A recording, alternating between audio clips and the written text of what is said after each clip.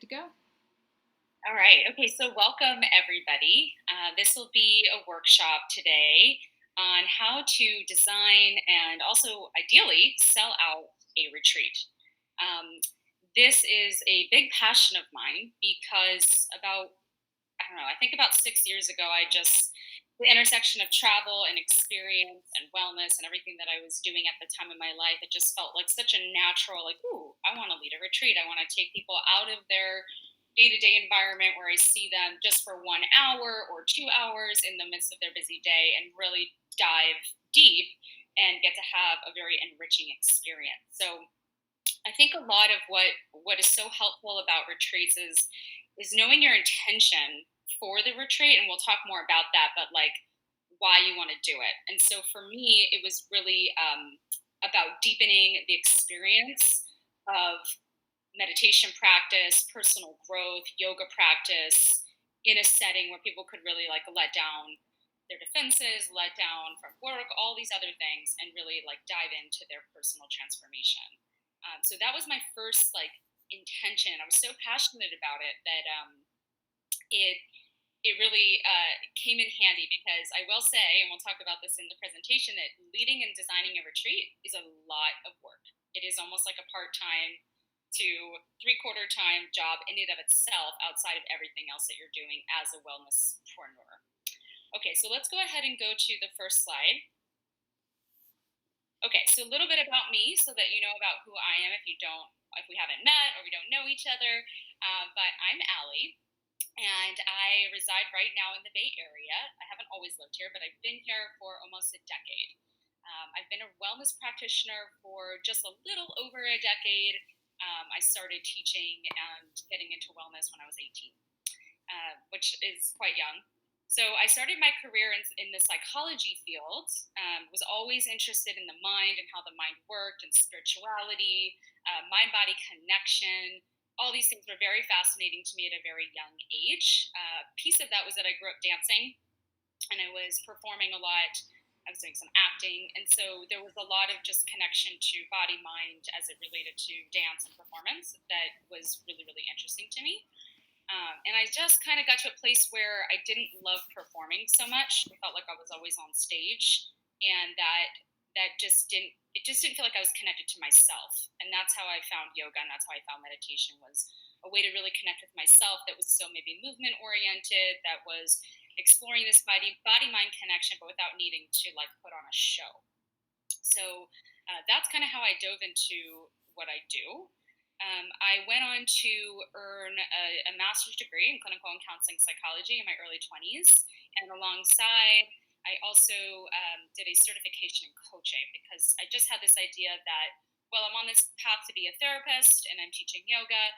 And at the same time, this coaching field is also really interesting to me. And it seems like it's like a natural fit for my personality. So I also simultaneously did that. Outside of grad school, I started working part time as a therapist, and I was also teaching yoga and teaching meditation. And I did this for about 3 years, and I kind of just woke up. It was a tipping point of like, I cannot work at this therapy center anymore and be doing all these other things and building my business. Like, it just kind of tipped to where I had more of my own clients than the clients that I was working with at the therapy center. And I decided to leave and just like launch on my own. And that was in 2013. So almost going on 7 years now is when I really launched my own practice. And I do a mixture of different things. So I am an individual practitioner in that I teach public yoga classes, private yoga classes, public meditation, private meditation, and then I also offer virtual coaching sessions. Um, I also have like a small little side business where I do a lot of corporate stuff. I have a team of two people under me where I work with corporations to help to build out their wellness programs so that there's yoga, meditation, these kinds of workshops on site at their companies. And so that's been really fun because I've been able to kind of mentor and work with younger wellpreneurs and allow them to have that experience like I had, 7 to 10 years ago and got shown. So that's been super fun to do over the past couple of years. I have about 8 to 10 of those classes running per week, all at companies in the Bay Area. So that's really awesome, and just love that. And then there's also the retreats. So it was again about 6 years ago. I was like, "Ooh, I really want to do this retreat," but I did not feel ready quite yet. I felt like, okay, I had just kind of launched my own practice. I knew I wanted to do it, but I knew I needed to be in front of a lot more people, have a lot further reach, and kind of begin with the end in mind, if you will. So I knew I wanted to do this retreat, and so I started to work backwards and just go, how can I do that the best? The first thing was like, I've got to be in front of a lot of people. I have to have a huge funnel so that I make sure that it's successful. And so I started teaching a lot more public classes. I started putting it out there, just like, oh, like, would you want to go on a retreat? Like just talking to people about it. And I started getting asked to do it. And so that was when I was like, okay, I think I'm ready. I'm getting asked. People are wanting this. So that's kind of how I started. And then I did my first one. I think it was either 4 or 5 years ago, because it was definitely from thought to actually doing one was a couple of years. And I do recommend that. And we'll talk about that. I think it's the next slide. So the first one I did was in Mexico. Um, and then since then, I've gone back to that same place. And then last year, I layered in another location and did one in Mexico and in Fiji in the same year, which was a lot. Doing 2 retreats in 1 year is huge. It's a big project. And then this year, I haven't done any. I actually took a break for 2019. And then next year, I'll probably do another one. So let's go ahead so that's a little bit about me. Feel free if you have any questions to chat in, or you can always email me, and I'll give you my email at the end. So Mandy, let's go to the next slide. Okay, so let's start to get into the meat of what is going to sell your retreat. So the currency that's going to sell your retreat, in my opinion, from my experience, the number one thing is the direct relationship with your clients and your students. So, like I said a moment ago, beginning with the end in mind is really important. So, if you're sitting here today and you're like, yeah, I've had this thought, I kind of want to do a retreat, I want to do it, I would say, if you want to do the retreat, start thinking about it now and start to have that be a thread in how you interact with your clients and your students. Because it takes a lot of trust for someone to say, yes, I want to go away with you to an international destination for a week, or even I want to go away with you to, Napa or Sonoma up north, or LA, or whatever, somewhere closer for a weekend. There's a lot of trust that goes into that. And so the relationships that you have with your students is super key. Like that they want to go away with you, that they like you, that they respect you, they want to learn more from you. They want to be around you. So creating that dynamic with your students, with your clients, is super important. I also, I think someone was saying before we started, that I love to travel. I'm a big traveler. My husband works in travel, so we travel all the time. And I think that's kind of helpful too. Like my students, my clients would see like, oh, she loves to travel. She kind of knows what she's doing. Like, oh, I want to do that too. So I think a lot of it was around the brand that I built too with my own personal lifestyle. That made it seem like, oh yeah, okay, I'll go away with you, and that's great. So thinking about it with beginning and the end in mind, and that it's part of your brand. Retreat is super adventurous and has been maybe out of the country. Like I've had a couple people that have come on the retreat and it's their first time out of the country, or it's their first time like on an adventure like this, So it's also really, really cool because not only can you expose them to the offering, whether you're doing yoga, meditation, dance, tai chi, fitness, like boot camps, cleansing, like you can do any kind of retreat. You might get people that have never traveled and have never explored outside. So I think that's also another really amazing thing, is that you're opening people up to the world, right? And bringing some culture. Okay, so I think, again, we want to think about the marketing funnel, and your biggest marketing funnel for your retreats is going to be your public offerings. So I would say at a minimum, you want to have at least 6 to 10 hours a week where you're in front of big groups, right? And big groups can mean 10, 15 people, like more of a corporate size class, or like the 50 to 60 big studio class or gym class or something like that.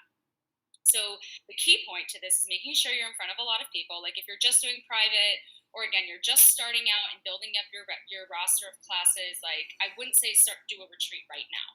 Just start to have it in mind as to like, okay, I need these classes. I need to be in front of a lot of people. That's a piece of how I'm going to sell it out.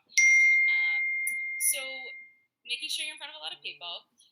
then the example I give is like if you want 10 people, you want to try to touch at least 100 to 200 people per week. And I would say, obviously, the more the better. So when I did my very first retreat, again, I think it was either 4 or 5 years ago, I can't remember, but sometime a while back, at that time, I was teaching a ton of public classes. Today, I only teach like 3, but at the time, I was probably doing 12 to 15 per week. And then I had corporate classes, I had private clients, so I was in front of probably 400 to 500 people per week. Which is a lot, but that was so key to the success because I got to touch people every week in terms of like actually getting to see them in person, and I could start just talking about it, right? So we'll talk about that in a second, but a big piece of it is that you become the source of like selling your retreat, something that you're very excited about, something that you're talking about, and as you're touching these people, they start to go, ooh, maybe I want to do that. Like, maybe that would be interesting. It's very different if someone's scrolling on like Instagram or Facebook and like they just see the pretty picture. If there's no direct contact, they go, oh, I might want to do that, right? But if it's like you didn't personally reach out to them, or they don't personally know you, it's much harder to actually like close the deal. So again, the number one thing is your direct relationship with your clients and your students, and making sure that you set yourself up for success a year to 2 years in advance of actually doing the retreat to being in front of a lot of people. Okay, so if you're newer today, I would say start getting yourself out there in front of people. If you already have a bunch of people and you are around 300 people a week or 400 people, you could absolutely start planning and building your retreat today. Okay, all right, let's go to the next slide. Okay, so this is an interesting concept that has really benefited me in every single one of my retreats. So the concept actually comes from like I think it's like corporate real estate, which is that you always want to have this anchor client. They call it in corporate real estate the anchor tenant. So you think of like a big shopping mall, right? There's usually one tenant there, like Costco or Whole Foods, like a big name brand that's going to bring people to that center. So they probably have the biggest piece of real estate. They're going to have the most people. They probably pay the most to the landlord, and then all these other little businesses around can benefit from this anchor tenant. So I kind of took that concept and transitioned it to relate to this, which is your anchor client. So your anchor client is the student or the private client, someone that you're working with that just loves what you do. This is your internal champion. This is your cheerleader. This is, and there might be many, but this is like, you touch 100, 200, 300 people per week, and then you have that core group of like your front row, your people that are always there, your clients that come to your classes and also want to see you privately. The ones that just love, like they just love you. You connect with them, you love them, they love you. It's all good, right? So you can think about those people in your mind right now. These are your champions. And what I have found is that those people help sell my retreat for me. So they become like a marketing source too. So like last year, for example, it was my most successful retreat. I had 30 people, pretty big for a wellness retreat, come with me to Mexico for a week. And of the 30, there was a group of 9 that were all friends. So one of the guys, he's one of my anchor clients. He just loves my classes. Like, we get along. We have a great relationship. We have great rapport with each other. He's like, oh my God, this is so amazing. I'm going to bring all my friends. So he basically went out and like started advertising for me, which was awesome, and ended up bringing like 8 people. So it was like almost a third of the retreat was through him. And you can even think about it in smaller chunks too, like couples. I've had a couple couples come. Like, that's 2 is better than 1. That's going to get you 2 signups right away. I've had mothers and daughters come. That's a common one. That's always really sweet. So maybe you have a woman in your class who really loves your classes, like, oh, wouldn't it be so cool? Maybe you should bring your mom or bring your best friend, or you can kind of also start to plant these ideas of like, it's really fun to go on a retreat with someone. And it is, because you bond in a new way. Like, if you just go on a vacation, let's say to like, Austin or whatever, you're bar hopping all weekend, it's a very different experience than going to a meditation retreat or going to a yoga retreat or a cooking retreat with your parents or with your sibling or with your best friends. It bonds you in a different way. And I actually last year my mom and my sister came on my retreat for the first time, and it totally changed our relationship. Like we already had a good relationship, and it's a whole nother level. So I've loved that. It builds these like bonds that are just incredible. So with the anchor client, you want to go for the smaller groups, right? And so you're starting to identify this in your classes. You might say, oh, like that couple, for example, I had a couple that came every week to the same class, and I was like, they're totally going to come. They did. So you can kind of start to sniff out like who's going to come, who would be good for your group, who do you want to be there, who's going to vibe with who. Corporate classes are also really good for this because most people that come to your corporate classes, they're not going to other classes throughout the week. They might, but generally they're like, this is the only time I have at work. It's noon on Friday. That's my yoga class, or that's my, meditation class, or that's my fitness class. And they really build a bond with you because you're coming to them every week. You're coming to them every week. And they work with all these people and they're all coming. So they have this bond already. Like, oh, we're this little tribe within work. And oh, how cool. Now our teacher is doing a retreat. Let's all go together. So I've also had that scenario come where it's a group of people from a company because I've just built this rapport with them. I see them every week, and they're probably not going to other classes. And so, like, I'm their one source for this wellness stuff, right? Okay, so that's that concept. If anyone has any questions, go ahead and feel free to chat in now. And Mandy will go to the next slide. Okay, so let's get real, because retreats are really amazing and they're these awesome bonding experiences and exploration experiences. They really are like so cool. I always feel so lit up when I'm at the retreat, and after, it's just an amazing experience. However, it is a lot of work. So you want to start thinking about your retreat a year in advance, which means you're not just doing this 1 week or 1 weekend of work. You're actually doing so much more beforehand. And I think it's important to recognize that, because there's like, ooh, yay, fantasy, I want to do a retreat. I want to be in a beach somewhere. It's going to be pretty. We're going to be cooking and doing yoga and blah, blah. And then there's like the reality of like, it's a crap ton of work. So leading a retreat is not just you offering your craft. You are wearing many hats. You're a travel agent. Okay, you're going to be a host and a hostess 24/7 for that weekend or for that week or for that 5 days. You're going to be a logistics coordinator the whole year before. You're going to be a manager. You're going to be a graphic designer, or an EA, and you're going to be a recruiter. So the good news is that you can outsource any and all of these items. So for me, I always outsource my flyers because I just like don't do graphic design. I know that there are really user-friendly ones online like Canva and some other ones, and if you are good at that, great, but it's just not my thing and I don't like doing it. So I hire someone to do it for me. It takes them a couple hours and I pay them whatever, $60, $100 to do that.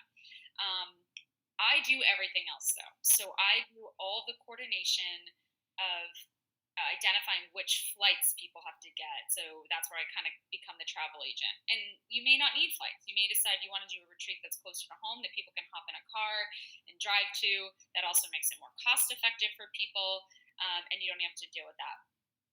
So there are elements where you might be the travel agent. There are elements where you might not be the travel agent. The one that is key that you cannot get away from is the week of, or the weekend of, you are 24/7.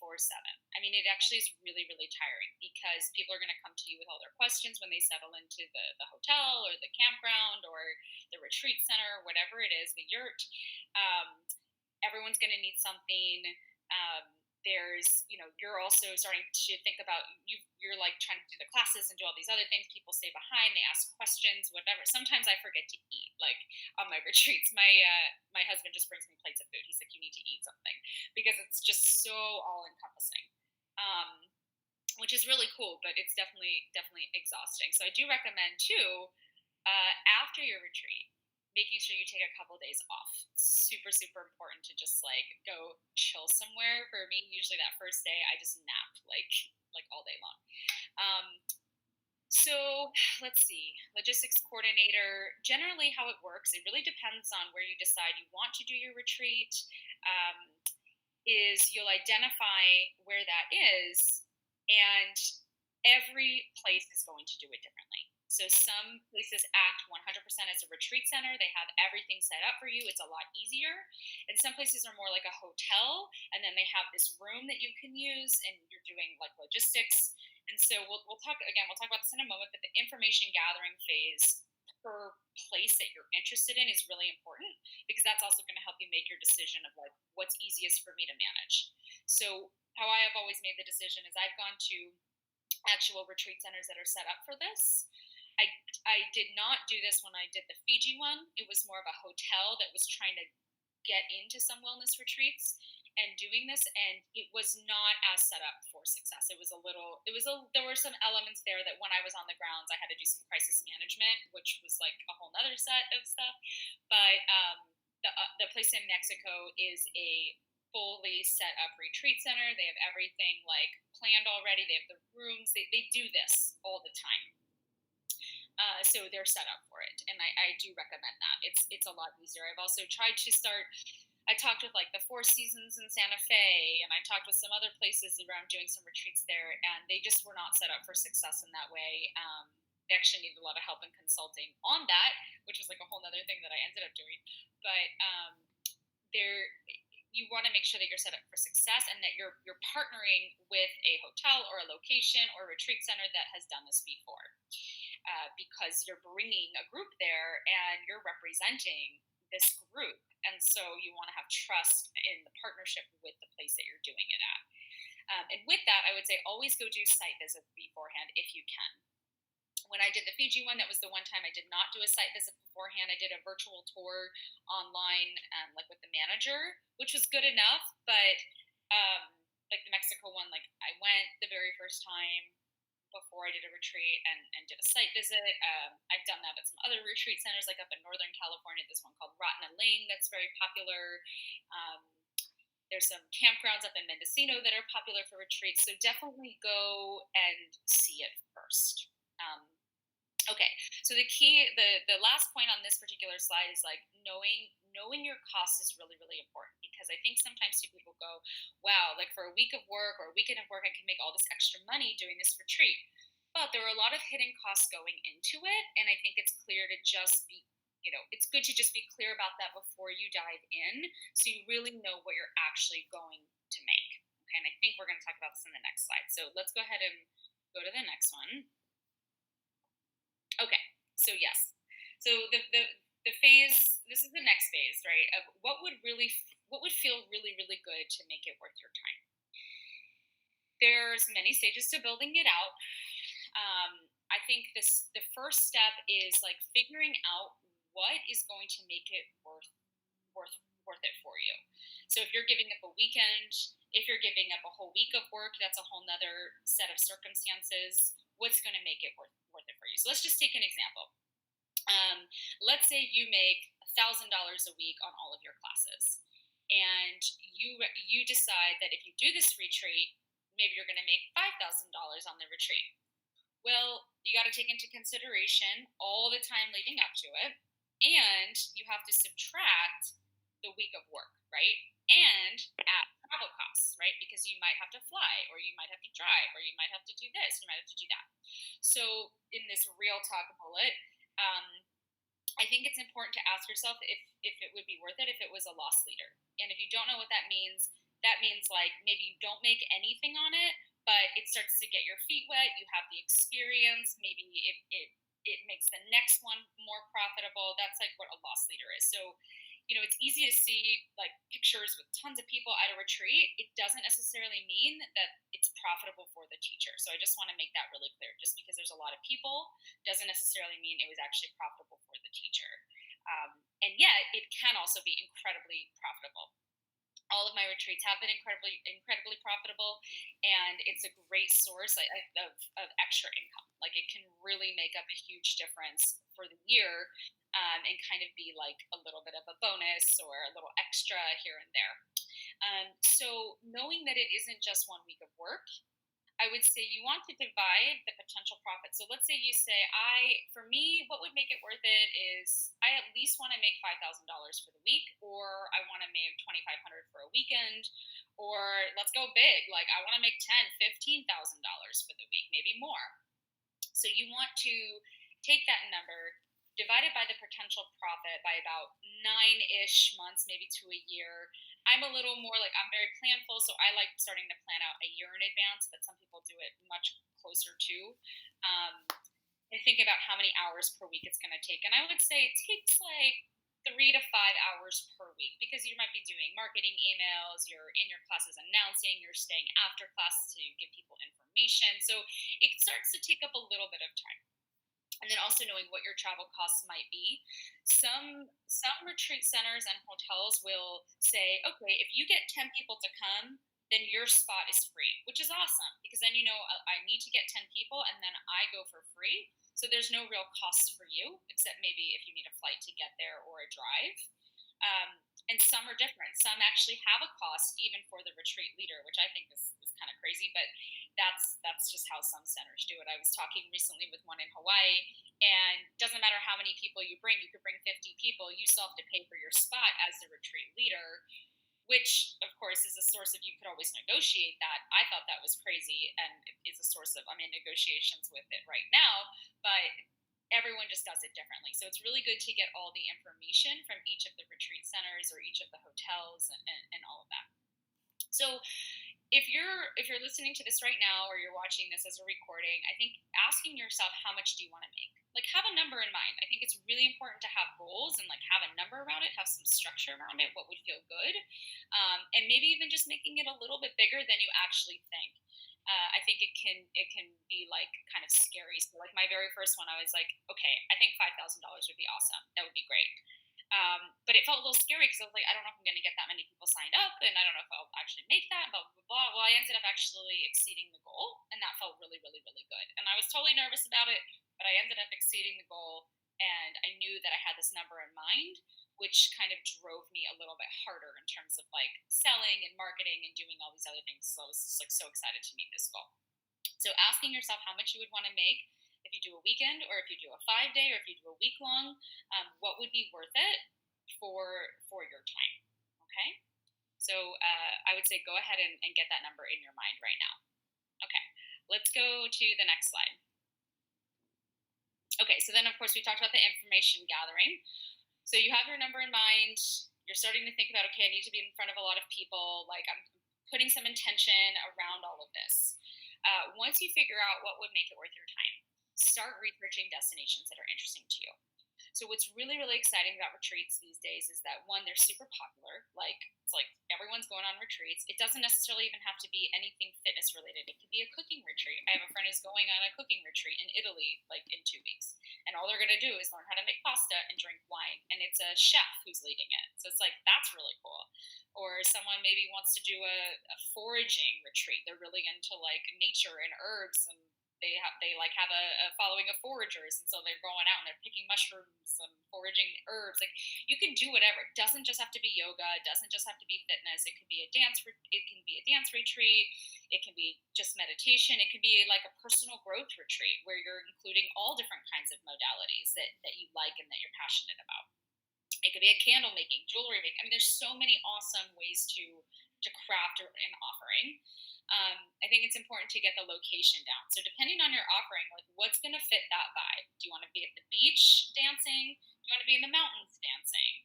Do you want to be in Italy cooking? Do you want to be in Sonoma cooking? Do you want to be doing yoga on the beach? Do you want to be doing yoga by a lake? So there's so many different settings.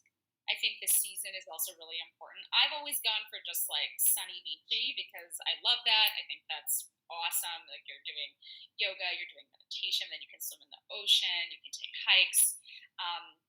So just really thinking like, what's the vibe? Like, what kind of retreat would you want to go on? And I think that that's really important to think about because you're going to be selling this and you're going to be talking about it for 9 months to a year in advance. So you want to be super excited about it. I know some meditation teachers, some yoga teachers that have also incorporated like cultural stuff around it. Like doing a day-long trip outside of the actual wellness offering and doing something else.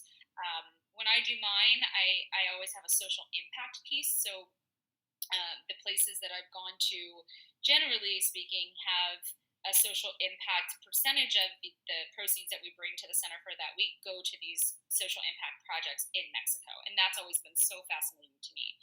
So every retreat, there's like we do like a 3 hour kind of talk and workshop around all the programs that the centers are doing in Mexico, and how they're helping the local community. So that's also been a really cool selling point for my retreats. So you can kind of do whatever you want, but I definitely think starting to research some destinations, and also you can get really really creative. I know a yoga teacher that did like yoga teaching and horseback riding. So it was like yoga in the morning, and then they did horseback riding in the afternoon and hiking, and it was in like a mountain setting. So once you kind of narrow that down and you have your vision and you know what's going to be worth it, now you have some structure. You're like, I want to make this much. It's going to be a weekend or it's going to be a week, and I want it to be in this kind of a setting. Okay. So then you want to collect all the rates, right? The information gathering. What will happen is once you start to you'll reach out to a center, or you'll reach out to a hotel that maybe does wellness retreats, or to a campground. And usually, what will end up happening is there's some kind of coordinator that is your point of contact.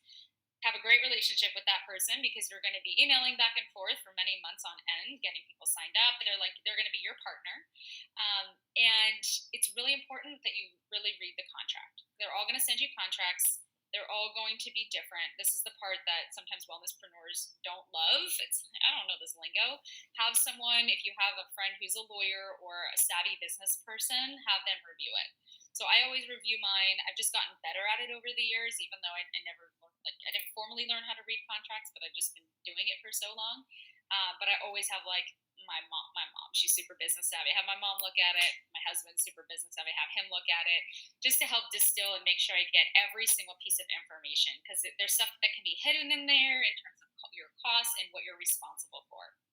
So the biggest, I think, challenge for a lot of people in the beginning is like it feels really scary, because you have to put this deposit down, and it could be $2,000, and so you're putting money out and thinking, okay, well, I hope I'm going to get this back by signing everyone up.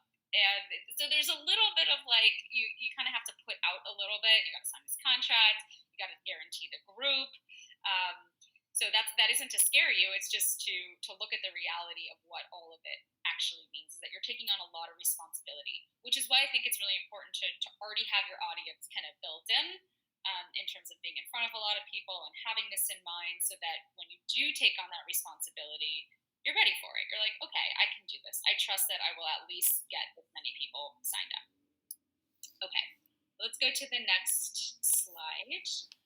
Ooh, pretty pictures of places you can be doing your retreat. So yeah, again, the opportunities are endless. There are retreats all over the world. If you need ideas, just Google like wellness retreats, and there's tons of like platforms that like lists all these different retreats all over the world and what you're going to be doing there. So if you need inspiration, look at a world map, look at all these what are other people doing out there, what resonates with you, what would be interesting, as you start to craft it. Okay, so inspiration is key. Okay, next. Okay, so let's keep going. So once you've landed on your location, so now it's like you've gone through all the contracts, you've had some eyes on it, you've sat on it for a little bit, you know what you're going to be responsible for. You're like, that's the retreat center, that's the one. That place in Spain is awesome. I love it. I want to do it. I'm doing Spain. Okay. So you say, I want to do Spain in August, August 1st through 7th. Let's say I'm going to do a 7-night retreat. And the retreat center, or for this example, let's say 5-night retreat in Spain. And the retreat center says that it includes the lodging, it includes the meals, and it includes the use of the space for your offering. Okay? So that's pretty much what you need, and maybe basic like cleaning every day of the rooms and all of that. Like just like if you would go to a hotel. So they say it's $1,500 for a basic room, and it's $1,800 for like the nicer view room, like the upgrade. And some retreat centers have like 5 room categories, some have 2, some have 3. So again, this is where like that information gathering is super, super, super important. Ooh, we just have a question pop up. Sandra, do you recommend visiting? Hold on, it just popped out. Let me get it.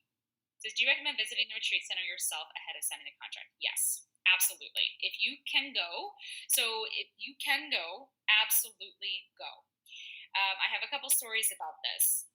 I've always gone. Again, like I said, I'm very planful. I love to be on top of stuff. So for me, I have to see the space to even start to design it in my mind. Like, ooh, like I didn't even know that you can't see in the pictures that this place has a labyrinth.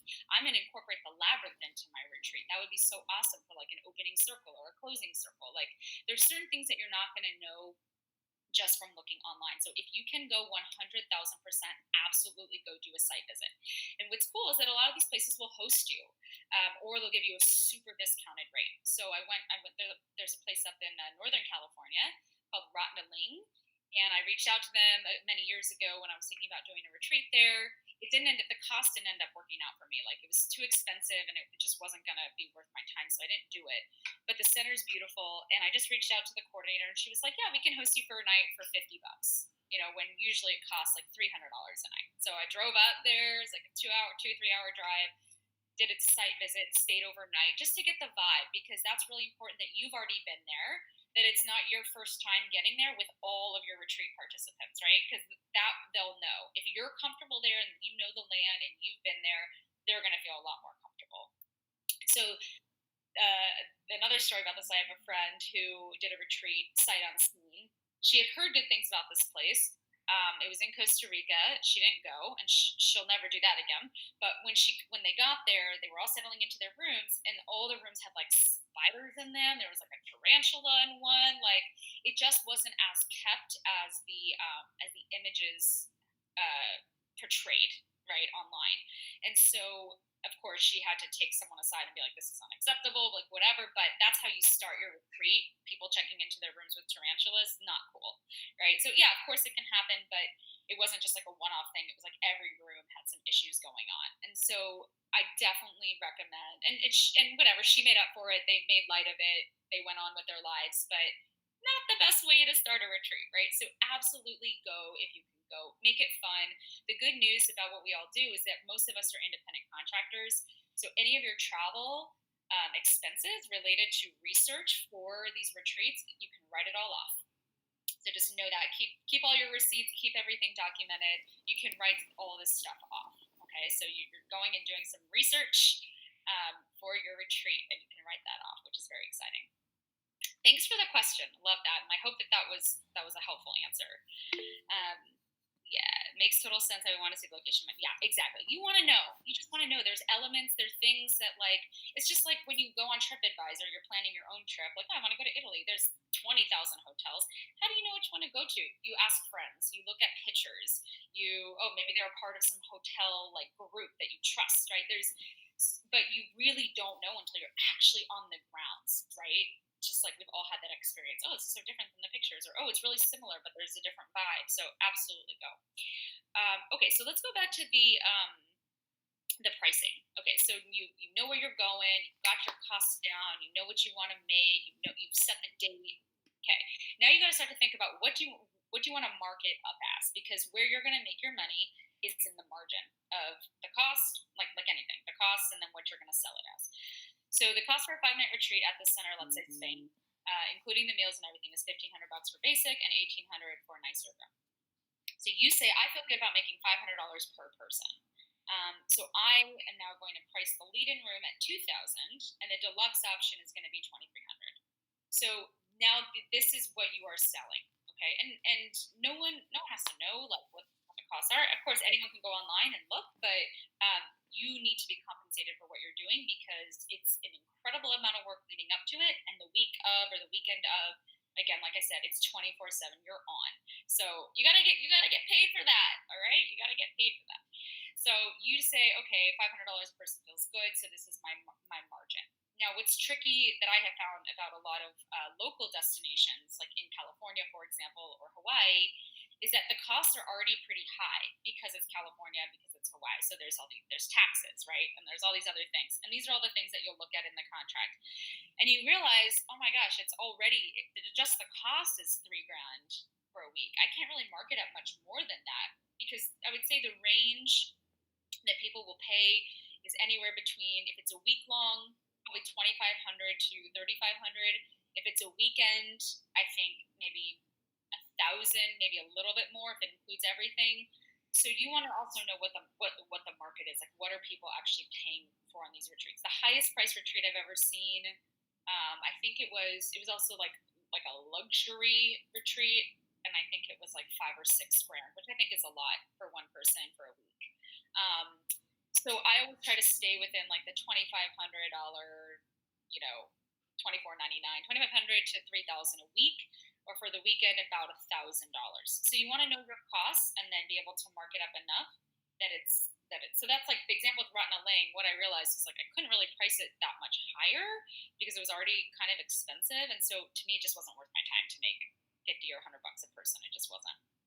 Um, so again, many centers have very different room rates, from cheaper to more costly. What I always have found super fascinating, because I don't think you would think this, is that on all my retreats, the most expensive options go first. Like everyone wants the deluxe king ocean view, and I'm always surprised by that. I'm thinking the dorm's going to sell out first or whatever. Um, so yeah, so I think that is also interesting. So again, just gathering all your information, knowing where you're going, knowing what your costs are.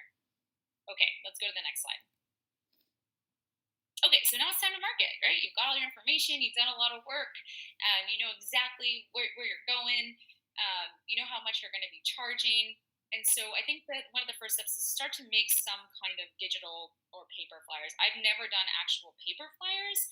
I've always just done digital ones. So again, I have this graphic designer that I use, and you can just you can ask a friend, or if you're really good at that, you do it, or you can go on what's called Upwork or Odesk. And we talked about this at the panel. Some of you were at the panel, like just outsourcing some of these things. You can find people all over the world that might charge, you know, anywhere between 10 and $50 an hour to do these things. It just makes your life easier. So think about it. So you make your digital flyers, or if you want paper flyers to pass out, and then you want to start to identify what are the channels you want to use. And I would say use them all, right? Like use your social media channels. One thing that I have always found is a great success for me is I actually do like what I would call handwritten emails, like personalized emails. So instead of sending out a mass email to like your 1,000 person mail list or your 5,000 person mail list, which you can totally do that, I think it's really touching when someone actually gets a personalized email. Like, let's just say, hey, hey, Mandy, like, oh, it's been so great to have you in class lately. And like, you mentioned something about them that you're seeing, like, it's been so great to see you progress in this way. And like, it's just your energy is so wonderful. Hey, like, I'm super excited about this retreat that I'm leading. And I would love for nothing more than for you to come. Like, can you make this work? So I have always found that the direct emails, um, really like make a huge difference. So that could be a little time consuming, right? Because I actually personalize mine. I don't just do like a copy and paste one whole thing, just not my style.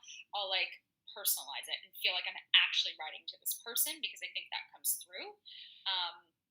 So I call it like the handwritten email. And then of course there's announcing in your classes. Once you've like signed the contract, you've got your flyers, you're like, I'm marketing now. Like I need some signups. You're just like you're always talking about your retreat. Like you're with a friend, you're talking about your retreat. You're at dinner, you talk about your retreat. If you're at a social setting, talk about your retreat. Like I was out on a boat in Sausalito with just friends, some I knew, some I didn't. And one of the ladies ended up coming on my retreat just because she was like, "Oh, what do you do?" And we started talking about it. She's like, "Oh, that sounds great. Oh, I've always wanted to go on a yoga retreat. Oh, that sounds awesome." And then she came. So you just never know like where people are going to come from. So anywhere you are, just talk about it. And that's why the intention of like you really being behind it, being excited about it, it being authentic for you will come through. Like, oh, I just found this amazing retreat center in Spain, and I'm so excited. And this is just going to be such an incredible journey. And you kind of like get people excited. So of course, announcing it in your classes, that's where like having the public classes is so great, because when you have a lot of people, let's say you announce it to a 30-person class, you might have like 5 people that stay after to like ask you questions about it, and that's all 5 potential leads. That's a great return, right, from 30 people. So becoming a repeat machine, mentioning it to everyone and anyone in your classes, your clients, your friends, your family members, putting it on social media, putting it out, like doing the handwritten emails, and anything else you can think of, really. Like the sky's the limit. And I'm always surprised at who ends up signing up. Sometimes I'll think, oh, that person's definitely going to come, and then they don't. And someone who I never expected is like, I'm coming, and I'm like, really? Oh, okay, cool. So you just never really know where it's going to come from, and it can often be really, really, really surprising. Okay, so let's go to the next slide. Okay, so this is an example of one of my flyers. I think what year was this from? We're in 2019. Okay, so this was almost exactly a year ago. This was October 21st to the 28th. Um, I had someone do this. I have an assistant that I have do little things like this for me, which is so super super helpful. So I put them both together here. You'll see, but how I had it was just more like one on top, one on the bottom, like when I would send it to people, so that you would see the left side first. And that's one I would use the most, like for social media and other things. And you can see it has the name. I title my retreats "The Joy of the Journey Yoga Retreat" because I think that's kind of like a piece of my brand of just like being you're on a journey. It's not about the destination. Like it's something I talk about a lot in my classes. So it's called the Joy of the Journey Yoga Retreat. And Martahata is the location that's on the top. You put some pictures in there. You put the information on the room types. So at this particular center, there's an ocean room, a garden room, a guest room, and a dorm. And you can see that under room type.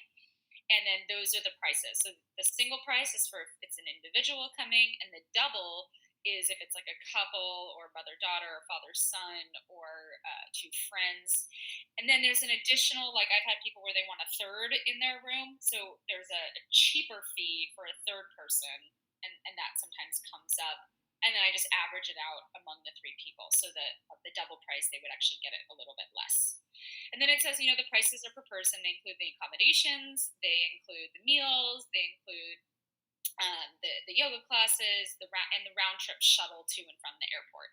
So this is saying this is your all in costs. You just have to get yourself there by air. At that point, I've pretty much identified which flights are the best. I mean, it's tough because I have people that come from all over the country. But generally speaking, most people are coming from California, whether it's the Bay Area or LA, because that's just like where I've lived. But I've had people coming from New York and Texas and Minnesota last year and Philadelphia. And so you want to try to make sure everyone's going to land around at the same time, especially if you're doing a shuttle. This particular retreat center is an hour and a half from the airport. So it's really important that everyone lands at the same time because we got to get on the shuttle to get to the retreat center. And I would stress that, like, oh, maybe you can use like some miles or some points, and that's like a side little passion of mine and my husband's of like to get yourself there so that it seems like the flight maybe isn't like an extra cost, or you can get something like super discounted. So that's like the left side flyer. Then I have my photo and my name and all that, and then the right side flyer. And I haven't always put this one out in social media, but I will attach it in the email, the personalized emails I send. It's all the frequently asked questions, like how much, what are my all-in costs? Like, is there anything that's not included? Like, when is my deposit due? Right. So, that's another thing that I haven't mentioned is making sure that you have the deadline for a deposit. So I always do a $750 deposit. So when someone says, let's say you're at this phase and you get your first participant, they're like, hey, I really want to come on your retreat. Like, I just have to check and make sure that I can get the time off from work. Okay. So your job is to continue, like, follow up with them. So give them a week. And then, hey, did you check? Can you get the time off from work? Oh, I haven't had a chance to check yet. And you're like, oh, shit, like, I want this person to come. So you follow up with them again and again and again. And finally, they're like, oh, yeah, I got the time off. I can come. Great. Okay, so you want them to give you a deposit. And you can do whatever you want. You can do $300, $500. I always use $750 because it makes the last payment less.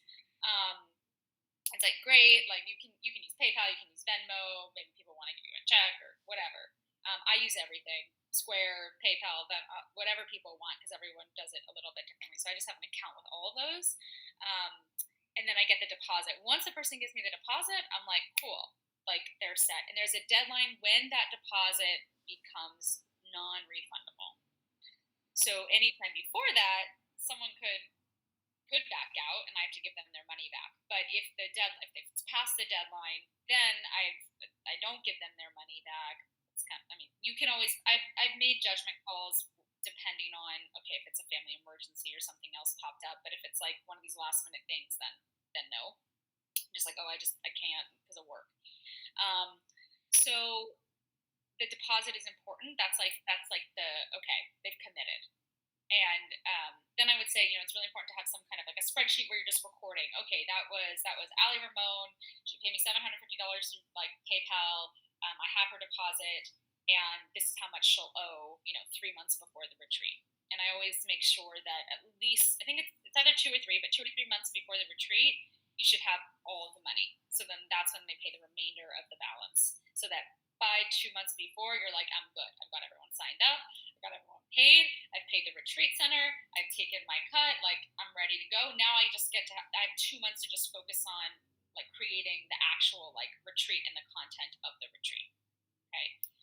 All right. So let's go to this is the example of the flyer, and the frequently asked questions. And these are some frequently asked questions. So feel free to use these questions, and create your own answers depending on where you decide to go. Okay. So let's go to the next slide. Okay, so again, coming back to the key point of leaving enough time between when you start marketing and when the retreat is. So I again, like I said, I'm planful. I like a year out. Part of it is also I travel a lot personally. I have a lot going on. I wear many different hats in my life. I'm a wife. I run like different parts of businesses. Like I'm really close with my family. So and we do a lot of family trips. So I like to plan a year out in advance. So I just know it's on the calendar and I can schedule all the other parts of life around that. So 1 year to 6 months before the retreat, I would say try to have at least 60 to 75% full. So if you want 10 people, like 6 to 7 people signed up, deposit paid. Doesn't necessarily mean the whole balance has been paid, but you have these people signed up, and that will feel really, really good.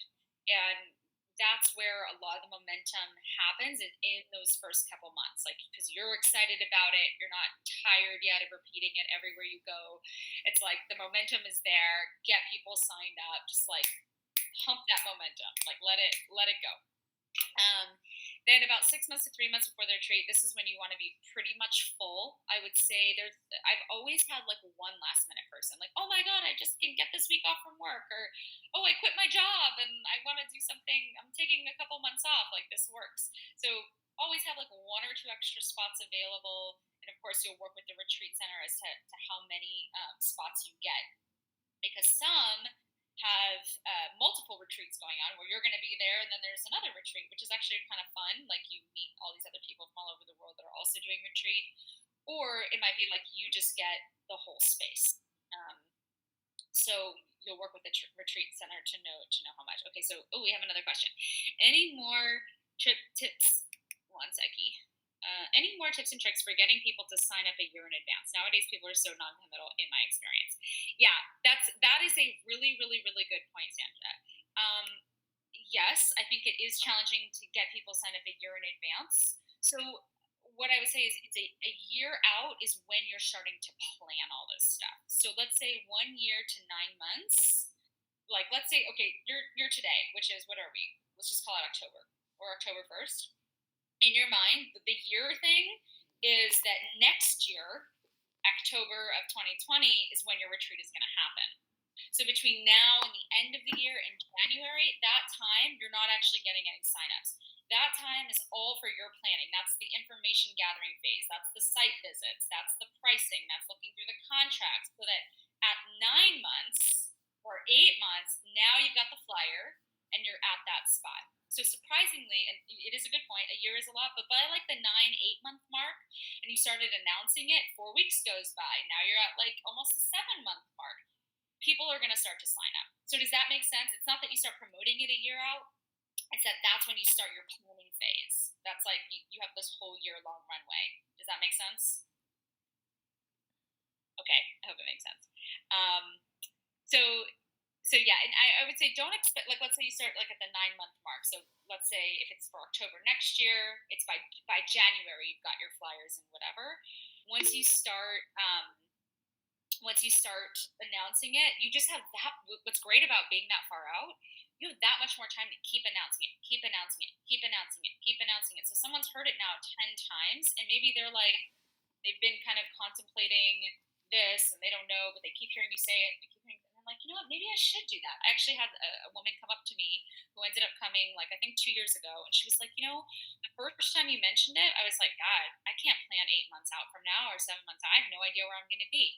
And she's like, and then I just kept hearing you say it and hearing you say it, and then I realized it was only like 5 months out or 4 months out, and I thought, well, I should go on that. And it was so so you have that built-in buffer of like you said it a lot, and you never know who's gonna pick up on it the eighth time, the ninth time, the 10th time that they've heard it.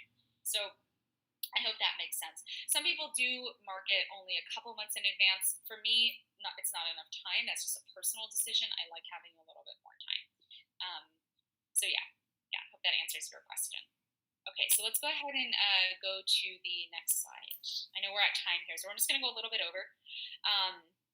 So sample retreat schedule. This was for my particular retreats. I've seen lots of different schedules, but I always use Sunday through Friday. So Sunday, everyone gets to the airport. I try to get everyone to land like just after noon, maybe mid-afternoon, so that we get to the retreat center just in time for people to have like an hour to check in, to get to their rooms, to unpack their luggage, unpack their toiletries, and then we do a big family-style welcome dinner. So the first night, I always make sure that there's a huge table so everyone can sit. My first retreat, I had 13 people. They've grown every year. The second one was 23, then it was 26, then it was 30. So they've actually just kind of like significantly grown. The one I did last time that was 30 people, that was a lot. It's a lot to handle for one person. But I did it, and it was awesome. And I had my husband's support there, which was great. But it was a lot of work. So I had 2 long tables. And it was a big family style dinner, and I always bring like a gift. So I have gifts for everyone. Everyone gets their gift. They open it up. And I think it was like a bunch of essential oils and like little crystals and you can do whatever you want, all kinds of cute stuff. But these are like the little touches that make your retreat really special. And then after the welcome opening dinner, we do opening circle. So we'll actually go into the room that we're going to be in for that week, and I get everyone in a circle. And we do like an opening circle, like a powerful exercise, like an icebreaker, getting to know each other. It's common that tears start flowing, and everyone's on retreat, so it's like there's just this openness. Everyone's excited to be there, and the exercises that I do are pretty powerful. So it's not like, hi, what's your name? Tell me who you are. We dive in, and I'm happy to share more examples of what those kinds of exercises are. But it's really powerful. So we do opening circle. That takes about an hour and a half, 2 hours. And then people go to bed. And then Monday is like the first morning. So we have breakfast in the morning, like 8 to 9:30. Some people go on walks or runs before, which is kind of cool. I've seen that. And then the first activity, whether it's your yoga or working out or dancing or cooking or whatever you're doing, I do about 10 to noon. So that takes up most of like the second half of the morning. And then by then everyone's hungry again. So then it's lunchtime. So everyone has lunch. And then I always do like afternoon or free time. I don't like to be too scheduled myself when I'm traveling or on retreat. I love some downtime. So from 1 to 4 is downtime. And that's like people nap, people read, people go lay out by the pool, people go on a walk on the beach. They can do extra activities. So you can, I think you can go surfing, go hiking, you can get a massage. A lot of people go get a massage. It's really lovely, or acupuncture, or anything that the spa at the center offers. And then from 4 to 6 is like the second activity. So everyone meets back in the center. And I always do, because I've always done yoga and meditation retreats, they're always like workshop style classes. So I'll often start the first half an hour, like 4 to 4:30 will be like a philosophy talk, and we'll kind of dive into what we're going to be doing in the class. And then 4:30 to 6 is like the actual practice. And sometimes it goes over. Sometimes we're in there for 2.5 or 3 hours. It's just like you're just in the moment. You're on retreat. No one has to be anywhere. It doesn't have to be so structured. And that's what's so lovely about it, is that people are just present. They're so present. Whereas sometimes, like, let's say, you're teaching Monday at 4:30, and like people want to get in, they want to get out because they want to get home to dinner, and it's just a different vibe. So what's really cool about the retreat is that it's a little more free flowing, but it is good to have a set schedule. But know that you can just kind of be fluid with it. Like I think last year there was one evening we were in there for like almost 3 hours, and it felt like 5 minutes. It was awesome. And then usually people go back to the room to change, to shower, to get ready. People kind of like dress up. It's really sweet. And then come down for dinner, and there's dancing. dance. There's a hot tub. It's just kind of like hang out. Everyone was playing that game, with the phone, heads up. I think it's called heads up, where you like do that thing and guess all the name. It was just like it was hilarious, and everyone's laughing. And next thing you know, we're like, oh my god, it's 2 in the morning. We gotta go to bed. Um, so it's really fun. It's like super super super fun. I love that like nighttime when everyone's just hanging out and chatting and yeah. So that's like a simple or a sample retreat schedule. But of course, you can do whatever you want. Okay, let's go to the next slide. Maybe I think it might be the last slide.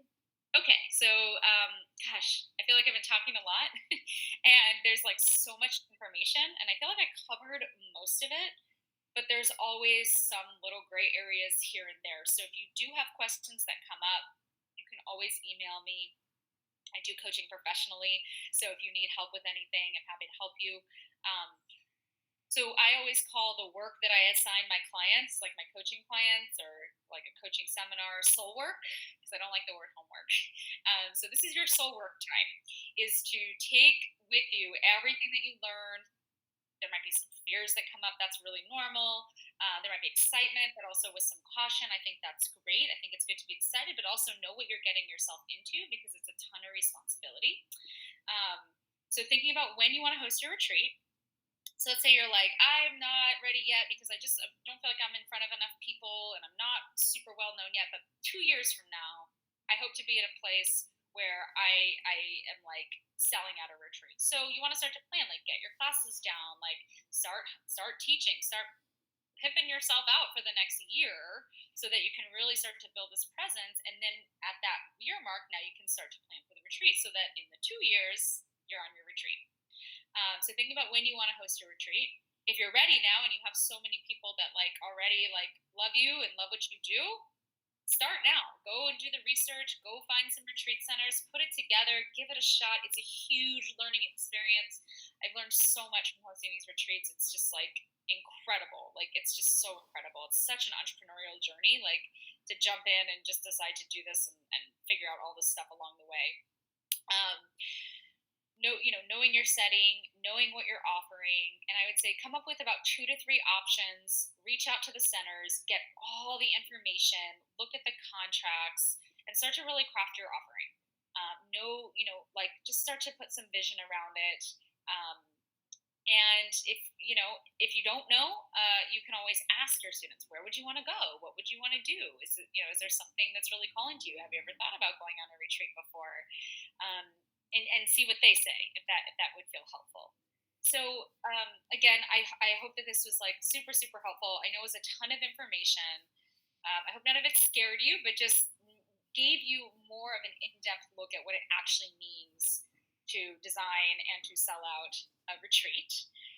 My email's on the bottom here, info@allieramon.com. So if you need any additional help or coaching or support along the way, feel free to reach out, and I'm happy to help you. So thanks so much for being here.